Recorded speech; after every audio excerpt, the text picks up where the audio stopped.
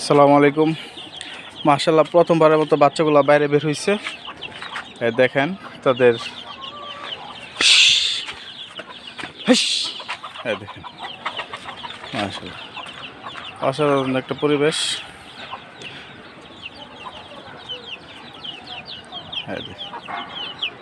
মাশাআল্লাহ মাশাআল্লাহ এভাবেই তারা বিচরণ করবে এখানে। আসলে এই জায়গাটা স্পেসটা খালি রাখা হয়েছে একমাত্র এই কারণেই যে বাতাসটা উন্মুক্তভাবে চলাচল করতে পারবে এবং মুরগিগুলাও সুন্দরভাবে বিচরণ করতে পারবে, তারা খাদ্য পাবে সব কিছু। মানে এই উন্মুক্ত রাখার কারণে বাতাস যে চার কিনার দিয়ে বের হইতে পারতেছে, ঢুকতে পারতেছে, এই কারণে রোগের আক্রমণটা আশঙ্কা খুব কম এবং তারা প্রাকৃতিক একটা ফিল পাবে।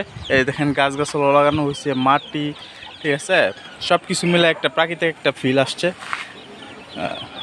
গ্রাম্য গ্রাম্য একটা আবহাওয়া। এই দেখ বাচ্চারা কত সুন্দর ঘুরে ফিরে খাইতেছে। এই যে সবচেয়ে টেনশনে ছিলাম যে এই যে একটা বাচ্চা পায়ে সমস্যা, ল্যাংড়া, তিনটা সমস্যা হয়েছিল, দুইটা মারা গেছে, একটা আছে, ঠিক আছে। তো ইনশাল্লাহ সমস্যা নাই, তাদের সাথে মিলেমিশে থাকতেছে। দেখা যাক বাকি সময়গুলো, বাকি দিনগুলো কীভাবে কাটে, তারা কীরকম সারভাইভ করে, সবই আপনারা আপডেট পাবেন ইনশাল্লাহ।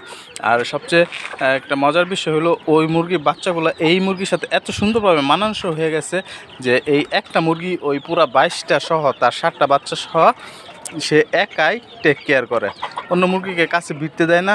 কেউ মুরগির বাচ্চা ধরতে আসলেই তাকে অ্যাটাক করে বসে। তা আমাদের জন্য এটা আলহামদুলিল্লাহ যে অন্তপক্ষে এই বাচ্চাগুলোকে একটা মুরগি টেক কেয়ার করতেছে। আপনারা সবাই দোয়া করবেন যেন বাচ্চাগুলো টিকে। আসসালামু আলাইকুম ওয়া রাহমাতুল্লাহি ওয়া বারাকাতুহু।